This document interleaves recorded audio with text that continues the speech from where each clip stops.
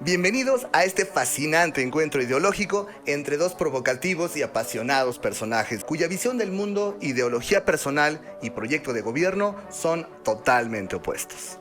Dejemos de lado nuestras preferencias, resentimientos y todos esos ingeniosos insultos que reservamos para aquellos que se atreven a no pensar igual que nosotros.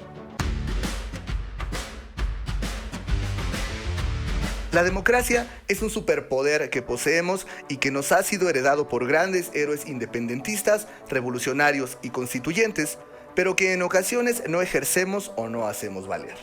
Nos garantiza el derecho a participar en la discusión y en la toma de decisiones que determinan el rumbo de nuestras comunidades y de todo un país. En especial, cuando el descontento, la decepción y el desencanto que nos provocan los gobiernos corruptos e ineptos terminan con nuestra paciencia. La llegada al poder de Andrés Manuel López Obrador en el México de 2018 y el terreno que Javier Milei ha conquistado en Argentina en este 2023 son ejemplos muy claros de cómo la participación de los ciudadanos en la democracia ha dado lugar a cambios nunca antes vistos. Hoy hablaremos acerca de las ideologías políticas y económicas de dos políticos radicalmente distintos para comprender un poco más acerca de cómo podemos poner en juego nuestro pensamiento crítico y acerca de la dialéctica, definida como un método que nos permite comprender mejor situaciones complejas al analizar ideas opuestas o contradictorias. Es gracias a este esfuerzo de pensamiento y a la confrontación de argumentos que podemos dar con ideas y soluciones creativas y eficaces. Iniciemos con una breve presentación de nuestros dos sujetos de estudio. ¿Quién es AMLO? Este político tabasqueño, de singular carisma, cuenta con una extensa carrera política. Fue militante del PRI, líder del partido de izquierda en México llamado PRD, jefe de gobierno de la Ciudad de México y fundador del Movimiento de Regeneración Nacional o Morena. Ocupó, después de 2 intentos fallidos, la silla presidencial en 2018. Su elección fue la inevitable consecuencia del cansancio que habían generado las incontables negligencias, abusos y robos de los gobiernos del PRI y el PAN, partidos de centro y derecha respectivamente. Este personaje busca impulsar una quimera política llamada Cuarta Transformación, que podría describirse como una mezcla de nacionalismo, populismo, unas pinceladas de izquierda y una interpretación muy distorsionada y errada de lo que en realidad es el socialismo.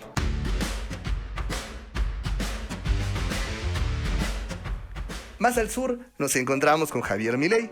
Actualmente, la nación hermana de Argentina se encuentra en una situación similar a la del México de 2018, con la diferencia de que han sido principalmente gobiernos de izquierda los que han generado el descontento de un pueblo que ha sido engañado, del que se han burlado y al que han saqueado una y otra vez. Y es precisamente este descontento el que puede hacer toda la diferencia y cambiar significativamente el gobierno de la hermana República de Argentina. Es en este escenario en el que aparece y cobra relevancia el economista Javier Milei, candidato liberal libertario. Esto significa que apoya y demanda la libertad que permita a los individuos llevar a cabo su proyecto de vida sin los obstáculos que suele poner el gobierno a los ciudadanos. Los obstáculos que Milei desea quitarle de encima a los argentinos son leyes y aparatos burocráticos que lo entorpecen todo, impuestos excesivamente altos, intervencionismo en la economía, la salud y la educación, corrupción e impunidad, entre otros. Además, Milei muestra una clara inclinación hacia la derecha, tanto que no se tienta el corazón cuando describe a los gobiernos pseudoizquierdistas y pseudosocialistas como corruptos, incompetentes e ineficientes. Y tampoco se anda a medias cuando califica a los líderes de estos gobiernos y a su clase política como unos parásitos irresponsables y despilfarradores. Terminadas las presentaciones, pasemos directamente al confrontamiento de ideas. Proyectos económicos.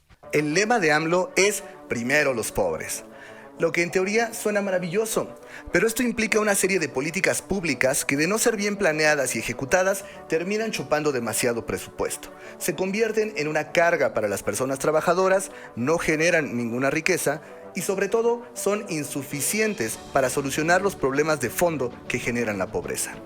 Y este tremendo error es el que cometen los gobiernos pseudosocialistas a los que Milei llama El lema de Milei es "Viva la libertad". Libertad de pensar, de decidir y una libertad que permita generar empleos, atraer inversión, reducir los impuestos y ofrecer oportunidades para el desarrollo de todas y todos los argentinos sin importar su clase social. Incluso si esto implica perder algo de soberanía y le abre la puerta a la privatización.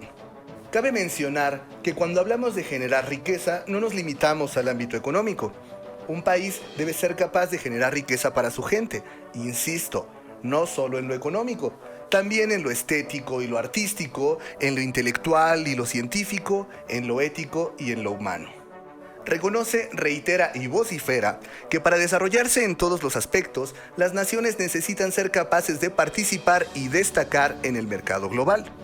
Y acá hay que precisar que la participación de las naciones en este juego debe llevarse a cabo con condiciones dignas para la clase trabajadora, de forma ética y sustentable. Por lo tanto, se trata de un asunto complejísimo. Y es justo ahí donde debería estar la atención, no solo de Milei y de AMLO, sino de todos los gobiernos y de todos y cada uno de los sujetos que conforman la clase política.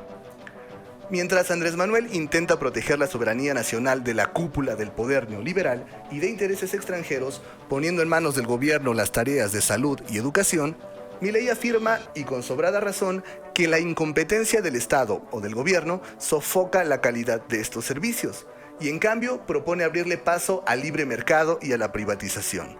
Desea permitir la participación de la iniciativa privada en todos lados. En su opinión, si lo que quieres es educación de calidad o servicios de salud de calidad, la competencia es la respuesta. ¿Será cierto? ¿Usted qué opina? ¿Qué opinan de las políticas de izquierda, mal llamadas socialistas, comunistas o neomarxistas, entre las que se encuentra la ideología de género? Milei se ha percatado de que el consumo de propaganda y la falta de pensamiento crítico han dado como resultado a grupos de personas ideologizadas que se valen de causas genuinas que en verdad requieren y exigen nuestro respeto, estudio y atención, pero para satisfacer sus propios fines egoístas. Estos sujetos ideologizados se cuelgan del feminismo, del racismo, de la defensa de los derechos humanos, de la diversidad sexual, entre otras causas legítimas. Lamentablemente, estos personajes han sido arropados por proyectos políticos de izquierda que buscan simpatías y que ganan terreno e imponen agendas ocultas a través de la manipulación, la confrontación y la división de los ciudadanos. Sin embargo, el que se hagan llamar socialistas, izquierdistas o progresistas no significa que lo sean en realidad. Explicar los términos de socialismo y comunismo requeriría de extensas cátedras acerca de economía, filosofía y política que yo no estoy capacitado para impartir. Pero a grandes rasgos, el socialismo es parte de un proceso y de una cadena de eventos que teóricamente permitiría transitar del capitalismo a otro sistema económico y político, maravilloso e ideal, en el que no existirían las clases sociales, en el que no sería necesaria la propiedad privada, ni siquiera sería necesario un gobierno. Nos referimos al comunismo. Para más información sobre estos conceptos, los invito a ver el video en el que analizamos la película Soul de Disney y en el que profundizamos acerca de sus definiciones. Cuando Milei o cualquier otro derechista habla del socialismo, en realidad se refiere a una ideología política pseudoizquierdista, repugnante, absurda, corrupta y divisiva que empobrece las mentes y los bolsillos de los ciudadanos, pero que en definitiva no representa la complejidad y profundidad del comunismo y el socialismo. Cae en el error de tocar conceptos sumamente complejos muy a la ligera. AMLO, por su parte, es un orgulloso representante de la ideología socialista y de hecho encarna casi todo lo que Milei critica y descalifica. Como mencionamos hace un momento, en teoría intenta ver primero por los pobres, la clase trabajadora y las poblaciones más vulnerables. Sin embargo, sus soluciones son superficiales e invierte más tiempo en campañas políticas que en atender los problemas urgentes de México. Él no tiene problema con la ideología de género, el lenguaje inclusivo, ni con las cuotas de género. Con lo que sí tiene problema es con las feministas, ya que ha sido acusado de postular y defender a agresores sexuales, minimizar las cifras de feminicidios y en general mostrar poca empatía con las problemáticas que enfrentan las mujeres en México. No es que AMLO esté a favor de la ideología de género, es solo que se beneficia electoralmente de la polarización entre buenos y malos. Hombres contra mujeres, ricos contra pobres, aspiracionistas contra el pueblo humilde, conservadores contra revolucionarios, fifís contra chairos, etc. El Estado y las empresas públicas. Milei desea barrer con las instituciones del gobierno que históricamente han sido corruptas e ineficientes, y AMLO quiere hacer lo mismo, pero para luego crear las suyas, que han terminado por ser igual o más corruptas e ineficientes que las anteriores, como el Instituto para Devolver al Pueblo lo Robado, el IMSS Bienestar, el Gas del Bienestar y el Banco del Bienestar, por mencionar algunas. Milei desea reducir el tamaño del gobierno, eliminando ministerios y privatizando casi todo lo que se le ponga enfrente, asegurando que de esta manera los recursos llegarían directamente a los ciudadanos y la cobertura y calidad de los servicios aumentarían. Por su parte, Andrés Manuel desea modelar el gobierno a su antojo. Ya creó su propia versión de la Secretaría de Salud, su propia versión de la Secretaría de Educación, su propia versión de la Secretaría de Seguridad e incluso sueña con crear su propia versión del Instituto Electoral y de los poderes legislativo y judicial. Inevitablemente esto nos conduce a una pregunta. ¿Usted le apostaría a la renovación de instituciones ineficientes, corruptas y despilfarradoras? ¿O preferiría privatizarlas con la intención de que los recursos lleguen directamente a los ciudadanos, poniendo así en riesgo la soberanía nacional? Cuando nos vamos a los extremos, tenemos menos espacio para hacer maniobras mentales, pero para fines de este ejercicio intentemos responder la pregunta. Más adelante analizaremos qué pasa con todo lo que hay en medio de estos extremos. ¿Qué opinan de la educación? Milei expresa que el gobierno ha interferido en la educación y que ésta ha sido utilizada como un instrumento político y adoctrinante cuyo propósito es dar continuidad a un proyecto político. Por su parte, Andrés Manuel impulsa una reforma educativa que pretende utilizar la educación como un instrumento político y adoctrinante cuyo propósito es el de dar continuidad a su proyecto político llamado Cuarta Transformación. ¿Qué haría usted? ¿Preferiría eliminar el Ministerio de Educación Pública y privatizar la educación? ¿O preferiría permitir que cada gobierno en turno modifique el sistema educativo a su gusto, impidiendo que se elabore y consolide un proyecto educativo nacional de largo plazo y de calidad? Conclusiones. Como pudimos apreciar, para atender los urgentes problemas de nuestra sociedad, resulta muy difícil tomar decisiones desde los extremos de las ideologías políticas, de supuestas izquierdas y supuestas derechas. En este caso, ¿qué sería lo ideal?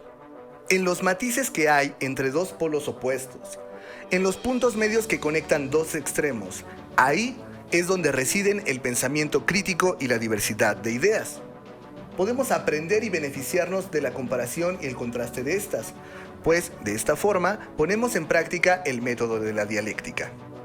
Participemos informada y conscientemente en la democracia. Hagamos uso de nuestro superpoder. Pongamos en juego la capacidad de cuestionar incluso nuestras creencias más arraigadas. En esa humildad intelectual es donde reside una de las armas más poderosas que existen para transformar al mundo. Nos referimos al diálogo. El diálogo abierto, el diálogo crítico, honesto y hasta utópico, el diálogo optimista y cordial. Las respuestas y las soluciones a las grandes problemáticas aguardan a ser descubiertas en estos espacios. Por mi parte, estaré atento a sus opiniones en los comentarios. Si este contenido te gustó, deja tu like, suscríbete y te espero la próxima vez para seguir aprendiendo acerca de la política, el pensamiento crítico y la dialéctica. Por escuchar, muchas gracias.